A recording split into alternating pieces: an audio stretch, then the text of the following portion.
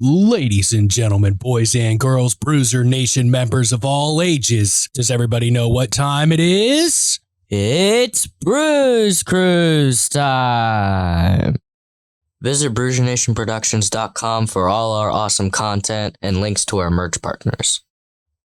Oh, hey there, Bruzer Nation. Raise those anchors and get ready to wear the official merch of Bruzernation Productions. Just visit BruzernationProductions.com/merch to take an excursion to our merch partners' sites so you can show your love of the Bruzer Nation as you go about your day in style. Once again, that's BruzernationProductions.com/merch. And remember, Bruzer Nation, stay good, because I'm always good.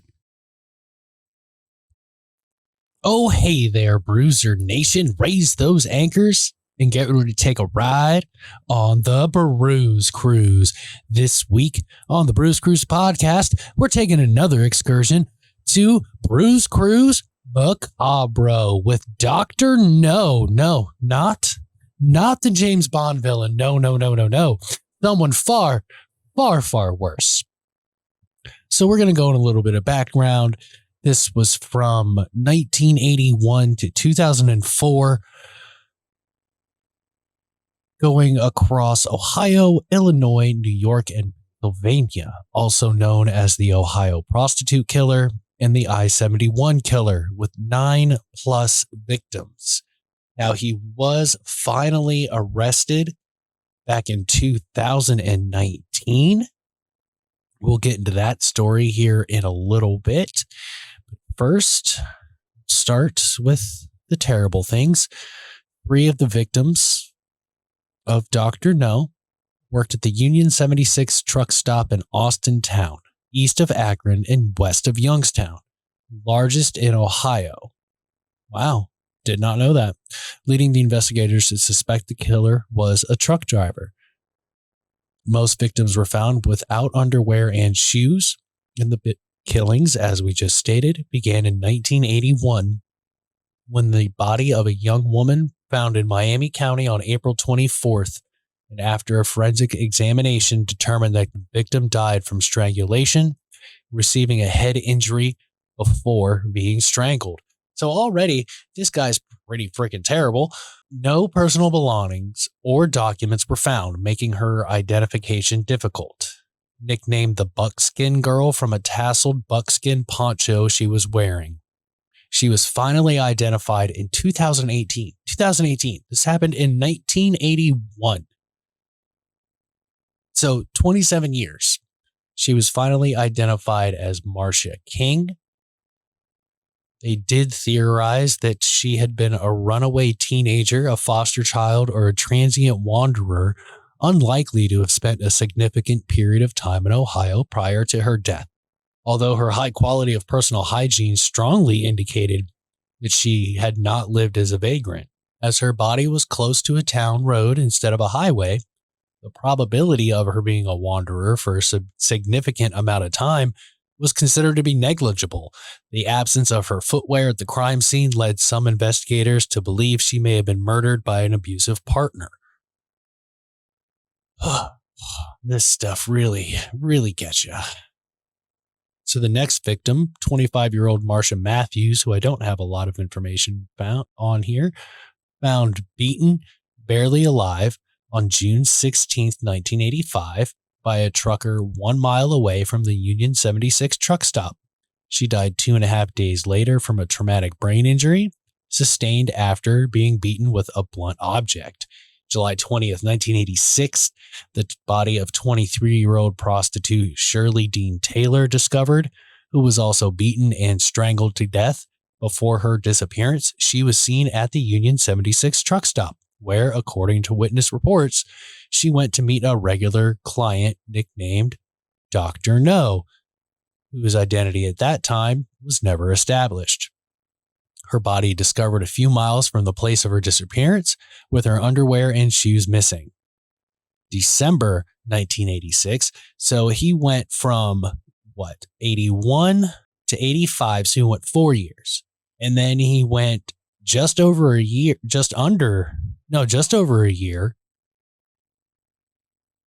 to 5 months.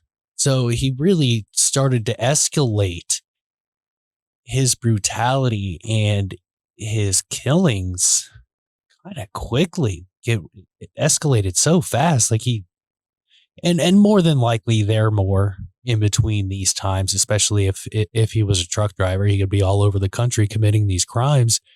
And especially back in the 80s, forensic science was nowhere near where it is now. So in December 1986, 18-year-old prostitute April Barnett also went missing from the Union 76 truck stop. Her body found a few days later, 70 miles from Austintown. As with previous cases, the victim was beaten, strangled to death, and with some of her clothes missing as well. A few days after, 28-year-old prostitute Jill Allen was found murdered in Illinois near Interstate 70. Despite the fact she had been found in another state, she was deemed a victim of the same killer due to the modus operandi, or the similar way. I don't know let's go to the exact term. Or the MO, someone's habit of working, particularly in the context of business or criminal investigations, uses this term. And translated from Latin, it is mode or manner of operating. So this is everything was consistent with her death, and the past victims. The next victim, 27-year-old Anne Marie Patterson, went missing February 7th, 1987. So he really escalated here. And another one from the Union 76 in Austintown. So yeah, we've learned a lot in the years of criminal justice and profiling and everything else since the 80s. But for God's sakes, like, couldn't they just kind of just put a cop at Union 76? Like, wouldn't one be enough?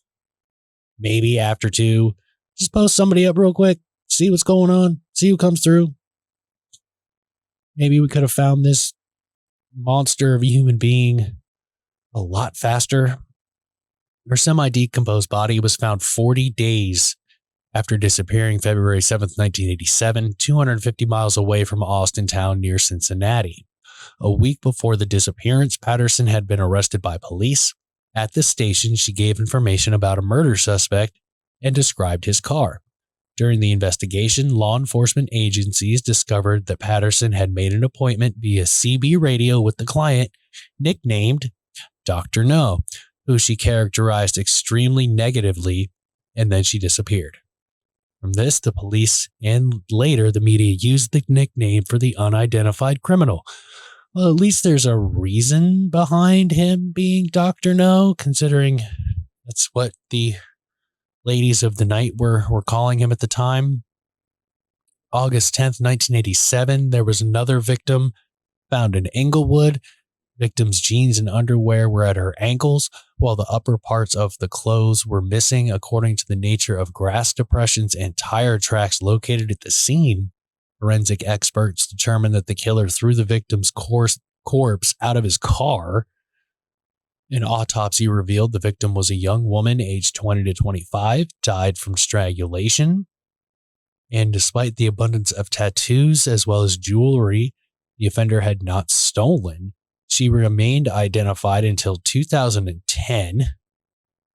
And then in 2010, Paula Beverly Davis was this young woman's name after relatives recognized her tattoos pictured from her listing in the National Missing and Unidentified Persons database. Although she was included on the task force relating to the murders formed in 1991, additional theories exist suggesting a drug dealer's retaliation, an unknown woman last seen in her company, or an unrelated serial killer. So that's confusing. Was it Dr. No or was it these other people? So they still have no idea. November 22nd, 1987, the body of 19-year-old LaMonica Cole was discovered at a truck stop in Breezewood, Pennsylvania. Despite the fact the truck stop was located on another interstate, Cole was included as a potential victim because she had died from strangulation, was a native of Ohio, and some of her things had been recovered, while others not. During the investigation, LaMonica's pimp, 24-year-old Derek Mims, told police that the alleged killer with whom Cole left on the day of her disappearance was traveling in a blue semi-trailer truck with white stripes. I mean, for God's sakes, this guy just kept going. 31-year-old Terry Rourke was murdered March 29, 1988 in New York. Her body found on one of the bridges passing through the Mohawk River. The medical examiner found that the woman died from a traumatic brain injury that occurred during a beating with a blunt object several hours before the discovery of her body. Some of Rourke's clothing, including underwear and shoes, were never found, leading investigators to include her in the list of potential victims of Dr. No. See, this is so wild. Like, I didn't even know that, like, this stuff happens, but like, when you start looking into like things that happen in your state, you're like, how did I not know about this? Like, I know I was not even born when the first one began, but like, dear God, how did this never come up anywhere ever until I decided to look? April 19th, 1990, another female's body was found near a truck stop on I-70. Most of her clothes were missing. However, her panties remained. An autopsy concluded that she had died from a traumatic brain injury resulting from a beating and had sexual intercourse 12 to 24 hours before her death. With these conclusions, the investigators suggested that the victim was a prostitute and had fallen victim to the serial killer. Despite multiple attempts to identify her, she remained unidentified with the placeholder name Jane Doe 2 until her identification as Patrice Anita Corley, aged 29, in 2017. Now, during the course of the investigation, the police interviewed hundreds of prostitutes, pimps, service station employees, and truck drivers in an attempt to find witnesses and identify the offender. According to the witnesses, the killer appeared to be a tall, large man with fair skin and dark hair between the ages of 25 and 40, wore glasses, and talked with an accent matching that of somebody from the northeastern states. The vehicle he was driving, described as an 84 silver truck with a wind blocker and a red hood. The Ohio State Police Department and volunteers from various civil society organizations posted over 4,000 photographs of the victims and an identikit of the offender at 130 truck stops and service stations across the state. 1,350 truck stops in 9 other states through which interstate motorways where the serial killer would ride through, and offering $10,000 for information about him. Now, after all of this, 5 people were detained, who at different times were nicknamed Dr. No, but no charges were ever filed against any of them, and their names were never disclosed to the public. Most of the corpse's biological traces were discovered that, according to the investigators, came from the perpetrator to establish if there was any DNA to match to any offender. And due to the fact that all the victims had engaged in prostitution during life, and authorities started questioning whether the deaths were actually related, and no other incriminating evidence was found at the crime scenes, such as fingerprints, hair samples, and pieces of clothing, it took them until 2017 to capture this sick son of a bitch. In April 1991, a resident of Lake County, Ohio, 36-year-old Alvin Wilson became a suspect. He worked as a trucker and owned 2 tractors, was among those whose hair samples matched those found on some of the victims. Credit card receipts and other evidence indicated his possible responsibility for the Ohio murders. In 1990, he was arrested on charges of assault and attempted murder of a woman in October 1989. After his arrest, the girl contacted police stating that in 1986, Wilson had picked her up in Akron after paying for her services and had beat and attempted to strangle her afterward. Wilson was tested for any involvement, but the results were inconclusive. That same year, a long-haul trucker named John Fortenberry was arrested for several murders committed across 4 states. He was briefly considered a suspect in the killings, but was later ruled out as his modus operandi and victim profile were too different. In June 1994, a 36-year-old trucker from Ohio, James Robert Cruz Jr., who in March 1993 was convicted of murder of 17-year-old Dawn Marie Birnbaum in Centra County, Pennsylvania, whose body was found along Interstate 80. The girl's body was discovered a few days after her death. Since most of her clothes were missing, Cruz was considered a possible suspect in the Ohio killings. He was tested, but subsequently, no charges were filed against him concerning the other murders. This shit is crazy.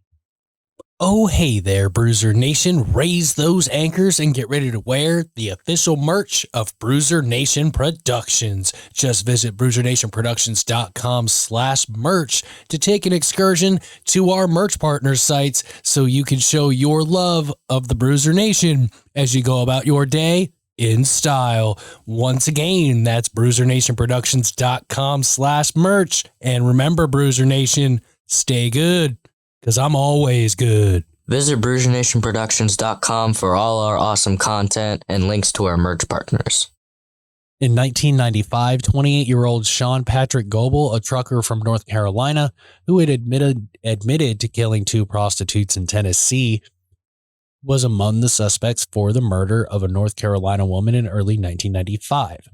As a trucker, Goebel traveled to several dozen states across the country where cases of disappearances and murders of prostitutes along interstate highways were recorded. Following his arrest, Goebel was investigated for murders in at least 10 states. Nevertheless, he was cleared of suspicion of being the elusive Dr. No, since at the time of the first murder in 1981, he was still in high school. In the mid-1980s, when the majority of the killings took place, he was serving in the Army and was stationed outside of Ohio. In November 2005, on the basis of DNA profiling, authorities arrested 46-year-old Delmas Colvin, a truck driver who killed 5 prostitutes in Toledo. Colvin later admitted to killing at least 2 others in New Jersey, but vehemently denied any involvement in the Dr. No murders during the 1980s. Like, how many of these sick-ass truck drivers are out there? What in the hell? And then finally, early 2019, 49-year-old Samuel Legg was arrested in Arizona. Using DNA profiling, law enforcement agencies were able to prove his guilt in 4 murders in Ohio and Illinois, the first of which he committed at age 20 in 1989. His initial arrest was due to a match for an unsolved 1997 rape of a minor in Medina County, Ohio, where he was extradited to stand trial. In the fall of 1990, Legg was a suspect in the murder of his stepdaughter, 14-year-old Angela Hicks, in Elyria, but as there was not enough evidence, he was not charged.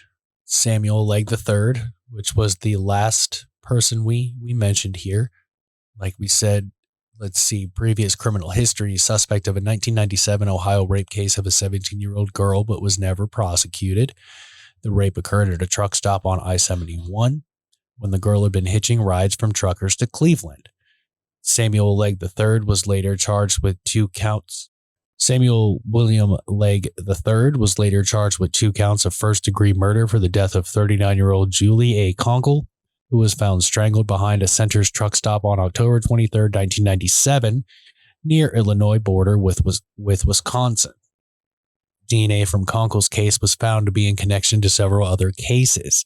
A Wood County grand jury indicted Legg in connection with the murder of Victoria Collins, 27, whose nude body was found December 20, 1996, behind the Union 76 truck stop on Route 420, near exit 71 of the Ohio Turnpike. Legg was indicted for a similar homicide of Sharon Kedzierski, 43, who was found dead at a truck stop near Youngstown in 1992.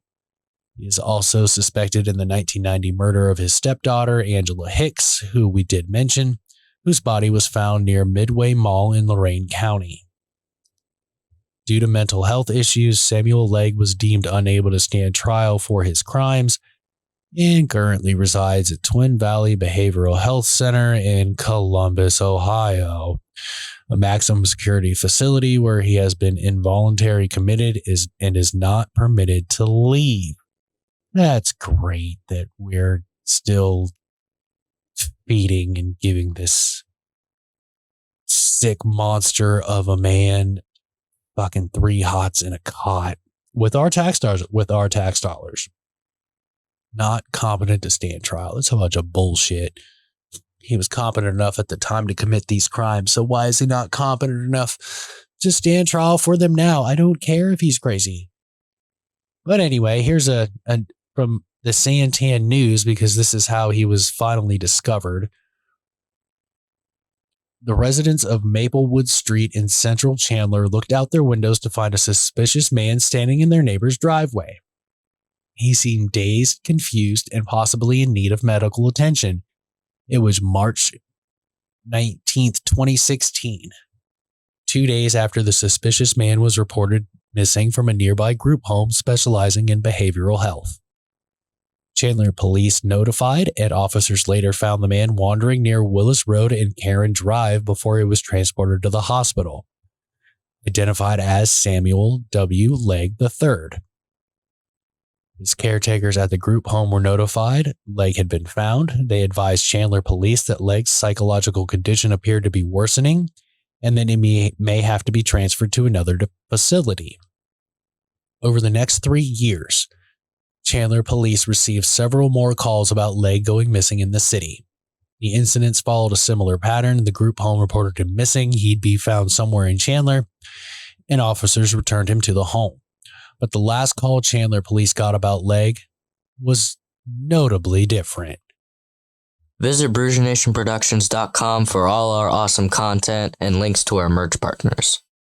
Oh, hey there, Bruzer Nation. Raise those anchors and get ready to wear the official merch of Bruzernation Productions. Just visit BruzernationProductions.com/merch to take an excursion to our merch partner sites so you can show your love of the Bruzer Nation as you go about your day in style.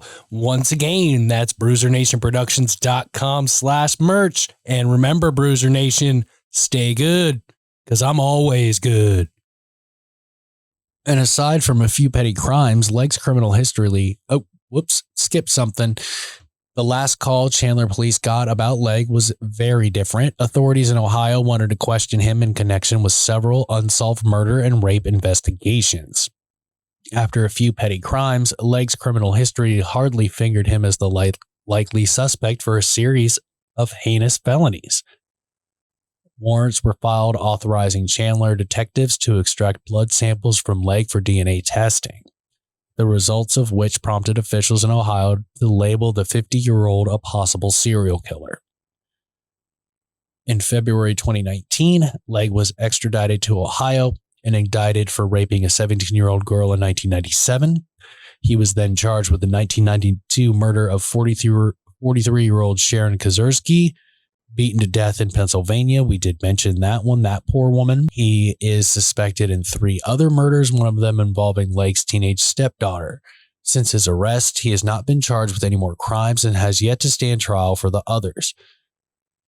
Judges in Ohio have declared him mentally incompetent to appear before a jury and gave prosecutors until that summer to restore the defendant's health. Public records paint a tumultuous picture of Legg's journey from the Midwest to Arizona. He changed jobs frequently, got married and divorced, and repeatedly moved around until a court order placed him in a Chandler group home sometime after 2015. Despite numerous run-ins with law enforcement over the last 30 years, he was not charged with any violent crimes until 2019. He was unable to go unnoticed for decades because his DNA profile had never been entered in any type of national database. If it was not for new advancements in DNA analysis, Legg would likely still be living in Chandler, Arizona. Through interviews and police records, the Santan Sun News pieced together his journey to Chandler and the legal troubles he now confronts. Nancy Samagi was introduced to Samuel Legg in the late 1980s through a friend. After a couple months of dating, the two were married. Like most of these issues, the relationship started off fine before Samagi began noticing some strange behavior in her husband. Samagi recalled Legg having a habit of lying, like telling her he was much older than his actual age. She tried to look past this character flaw, but Samagi's teenage daughter, Angela Hicks, couldn't look past Legg's flaws and never accepted him as her new stepfather. Samagi said her daughter and Legg felt like they had to compete for her attention, fueling a jealousy that made her home life in Ohio unbearable. It wasn't really good anymore, the mother said. Then the unthinkable happened. Hicks went missing during the summer of 1990. Legg told authorities the 14-year-old cheerleader left home alone while Samagi was at work and never returned. Investigators thought Hicks might have run away, but her friends quickly disputed this theory after noticing all of her shoes had not left the family's apartment. A month later, Mormon missionaries found her body in the woods near a dilapidated barn. Local authorities always suspected Legg had some involvement in his stepdaughter's death, yet they couldn't obtain enough evidence to make an arrest. Samagi said she too had some suspicions about her husband, but despaired at the thought she was married to her daughter's killer. These are her words. "You don't want to think that you brought someone into the house like that." The couple's marriage deteriorated about a year after Hicks' death. Samagi said Legg would lash out with anger whenever she questioned him about her daughter's murder. After they split in 1991, Samagi said she never had contact with Legg again. She later moved to Texas and tried moving on with her life, though never quite avoiding a feeling of guilt for what happened to Hicks. Her words again, "You're supposed to be there to protect your children." And everything seems to fall apart for this asshole. Not even quickly. Over time, a resume purportedly written by Legg suggests he worked in Michigan for a few years before relocating to southern Arizona in the late 90s. He drove trucks, repaired vehicles, and briefly owned a landscaping business in Sierra Vista. Court records show Legg remarried in 2006 and divorced 2 years later. The Tucson Police Department busted Legg for duplicating license plates in 2001, and again the following year for trying to solicit a prostitute. He appeared to stay out of trouble until 2015, when he was arrested for trespassing after he attempted to get into a strange car outside a McDonald's restaurant. Police reports show Legg's mental state appeared to worsen in the following months after officers repeatedly found him wandering in the desert. During one encounter with the Pima County Sheriff's Department in August 2015, he was found along a dirt road, dehydrated and badly sunburned. They noted how Legg appeared manic and constantly rambled to himself. He seemed confused and was walking towards the middle of nowhere, one of the deputies wrote in a report. Legg told deputies he was walking to a restaurant so he could meet up with a relative. Deputy instructed Legg to call his relative, and he complied, talking to his hand as if he was holding a cell phone. And all of this finally gets connected because the DNA database finally, because it got updated, and some people actually cared, probably, they had noticed that there were commonalities among evidence recovered from 3 different homicides. The matches identified one person as committing the crimes, yet the suspect's profile didn't connect to any DNA on file. The Ohio Bureau of Criminal Investigations employed a new tool that searches the database and looks for any of the suspect's family members. The query picked out a convict, later identified as Legg's brother. Though the Bureau still didn't have Legg's DNA to compare to the profile pulled from the unsolved crimes, investigators did some research and found out Legg had been questioned for raping a teenage girl in 1997. A rape kit completed for the case had preserved the perpetrator's DNA, which authorities claimed linked back to Legg. The match allowed authorities to extradite Legg out of Arizona and back to the Midwest. Steve Irwin, a spokesman for the Ohio Attorney General's office, said the agency has been in contact with other states to see if Legg's DNA might match to other unsolved crimes. So basically, this dude ran roughshod around the country, it looks like, and we really don't have any idea how many people lives that he ended in the most brutal of ways, taking away their not only their life but their dignity, and whatever dignity they had left, they were doing what they had to do to survive. But and they didn't have his DNA on file because he didn't commit anything overtly terrible, apparently, which I kind of get, but I kind of feel like if you do enough, that maybe we should start keeping DNA on file for people, like, just to be safe. Like, I mean, slap on the wrist kind of a thing. You screw up once, that's fine. You find yourself in multiple troubles, it's like, we're going to keep an eye on you. We're not sure what we're going to do. And that might sound a little crazy or harsh, but I mean, goddamn, how many times do these psychopaths run around murdering people for years or decades in this case? And it's because their DNA isn't available. And then you look back at their criminal history and it's like, oh, we had him here. He was in custody here. He was in custody here. And he was in custody here. But because there was no DNA on file, there was nothing they could do, and they couldn't connect any dots to anything. And I'll go ahead and hats off to the Ohio Bureau of Criminal Investigation for going through and matching, familial DNA.